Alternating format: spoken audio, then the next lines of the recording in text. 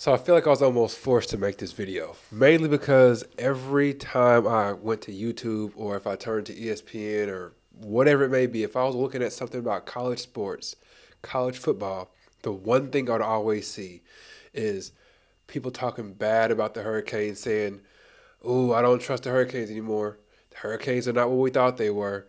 They're overrated. The Hurricanes fans, they should be concerned." So I feel like I'm forced to make this video to explain why those people are overreacting.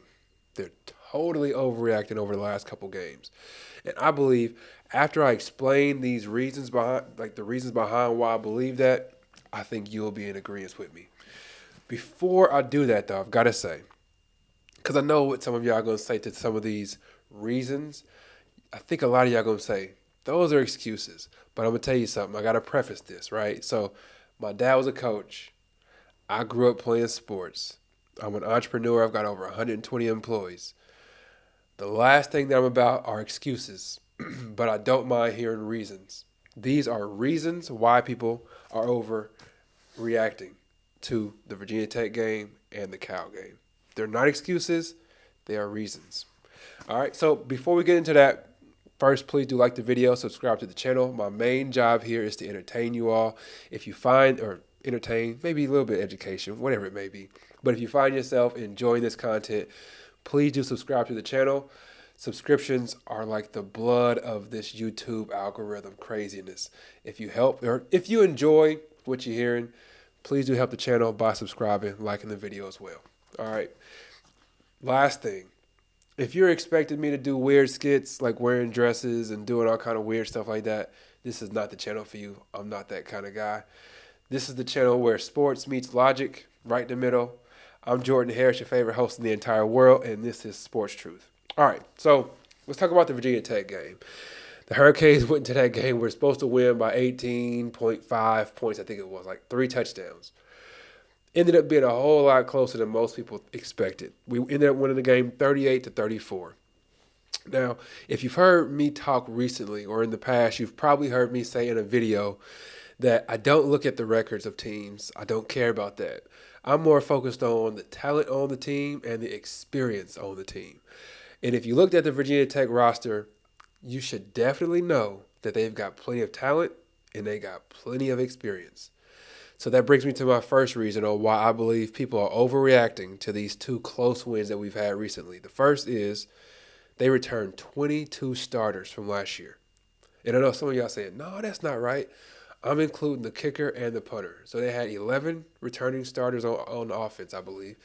Then they had 9 on defense, which makes 20. And then they returned the kicker and the punter, which is 22 starters. That is the most, I repeat, the most in college football. The most returning starters. So they obviously have experience, and I believe they got plenty of talent as well.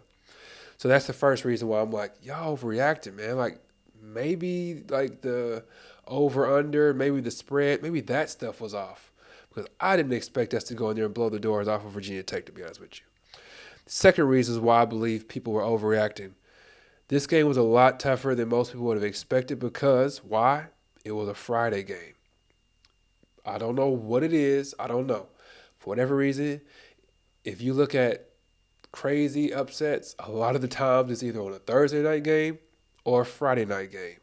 I don't know how that happens, but the underdog typically plays up, and the team that's favored, for whatever reason, they play down to the competition, and then some weird stuff happens at the end of the game.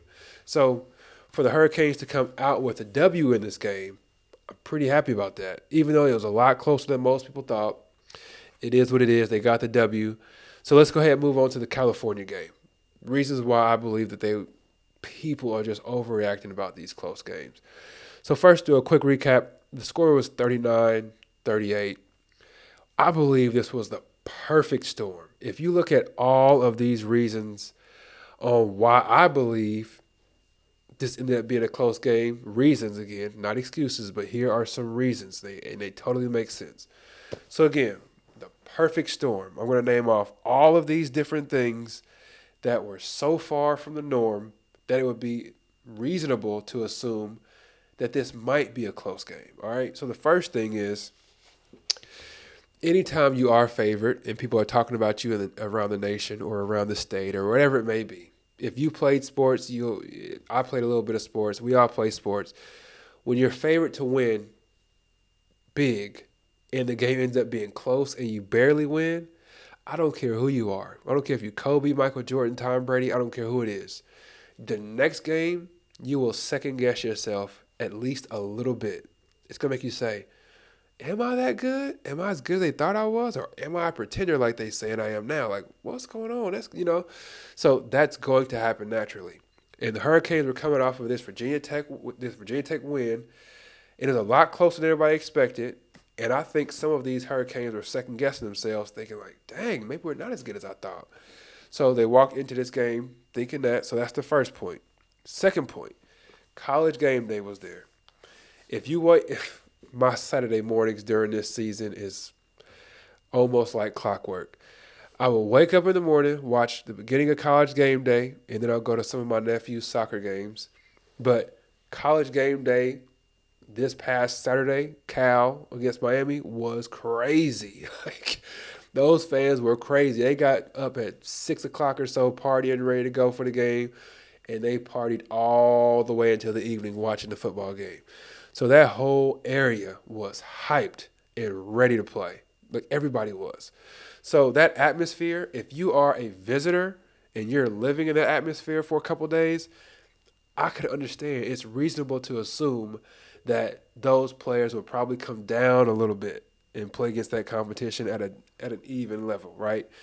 Okay, the next thing, or not the Hurricanes, but Cal was coming off of a bye week, so Cal had a tremendous advantage. For one, it was college game day.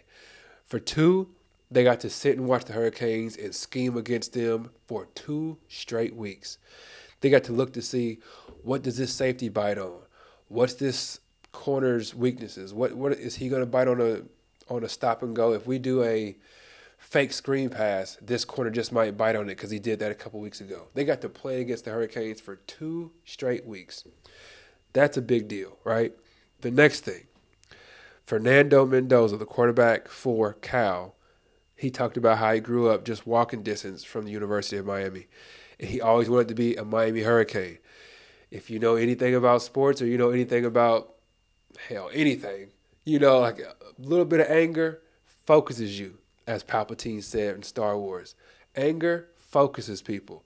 So the fact that he was overlooked, I thought maybe he would play a little tight. He'd probably overdo it a little bit, trying to prove too much. He actually played pretty decent. So Fernando Mendoza wanted to be a Cane so bad. It obviously gave him a little extra oomph in this game, a little extra focus. Study the playbook a little harder because he wanted to prove a point like, hey, y'all missed me, right? The next thing, the next part of this perfect storm was the fact that this game was over 3,000 miles away. Long, long, long travel. The farthest travel in the nation this year.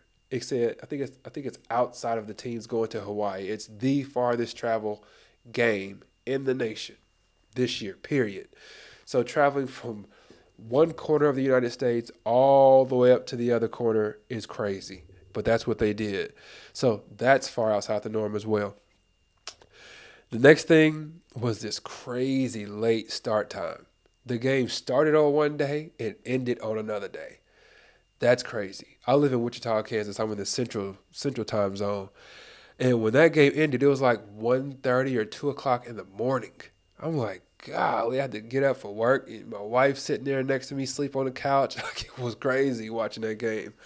So that was another part of the perfect storm.